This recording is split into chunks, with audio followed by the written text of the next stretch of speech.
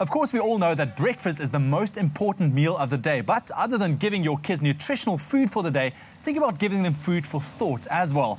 Now, of course, the new Rice Krispies cutouts and key placemats do just that, as kids can follow Snap, Crackle and Pop on 4 fun adventures and practice their reading skills while having breakfast. And this morning, we have parenting expert Nikki Bush joining us live in studio and talking to us a bit about the importance of reading and also story time for children. Nikki, always nice to have you in studio. Welcome back. Thanks, Ewan. So this is quite a self-explanatory question, but why are reading skills so important for kids? Vital, because we live in a language-based society, and from the age of 6, all learning in school is based on the ability to read. Yeah. So we spend the first 6 years teaching our children how to read, and then they need to read in order to learn after that. Exactly. So the sooner and in the South better. Africa, the formal reading skills are consolidated around the age of 7.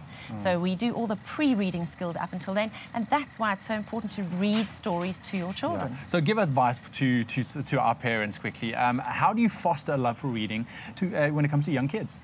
Essentially, you are part of the equation.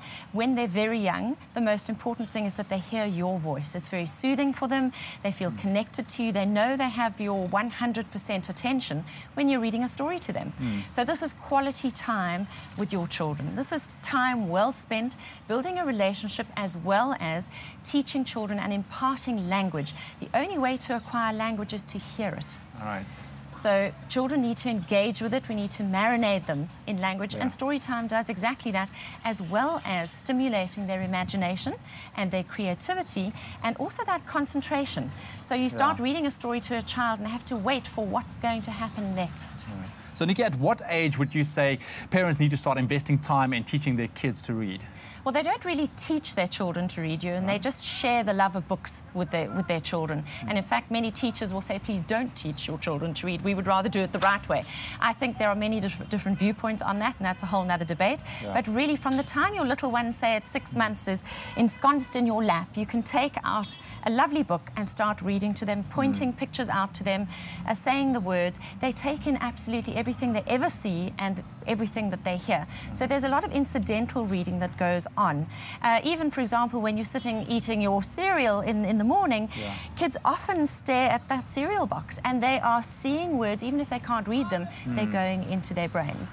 And then, of course, there's story time at night. So as they get older, have that bedtime story. It's a lovely way to slow down the day, to close off the day. It's a nice positive note for the day. And then there's library mornings, so you can take them to libraries, public libraries in the mornings. I know my mum used to take my kids once a week to the library just to immerse them in books. Be in that environment. Children who grow up with books are often more intelligent than children who do not grow up with books, and it's purely because there's this expectation, this marinade that they're exposed to that other children just aren't exposed to. And I'm sure it's so important to do these kind of things living in such a technological age where there's cell phones and tablets and all of that kind of thing. But I have another question for you. Do you feel that parents maybe stop reading too soon to their kids? Yes. This is a big problem for 21st century parents today, that they stop reading too soon. They stop reading for a number of reasons.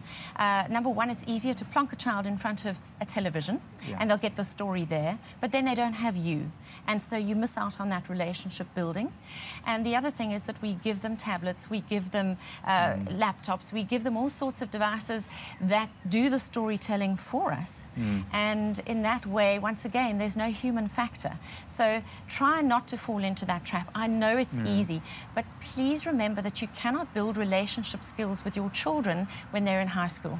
Yeah, you can only do that in the very early years. This is where we start building relationships, and reading is just such a wonderful way to build that relationship with your children. I love it. So you would say persevere, even though your young kid, you know, it's not taken to books the way you want him to, but I mean, it's good to just get him into that environment. Yes, and remember, this generation is growing up with information overload. Once they hit the internet and they start, you know, Googling for information, for projects and things like that, they've got to have fantastic reading skills and a love of knowledge in order to cope with that overload.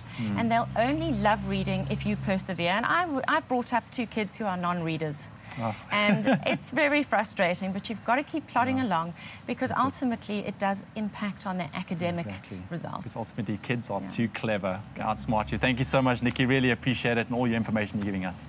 Thanks, Ewan. Awesome. So, of course, try it out. Make breakfast time story time as well. Log on to ricekrispies.co.za, and what you can do there is download those 4 awesome adventures on sound clip while you have the placemat in front of you, and you can read and listen at the same time together with your kid. We'll also put all of those details on our website, expressoshow.com.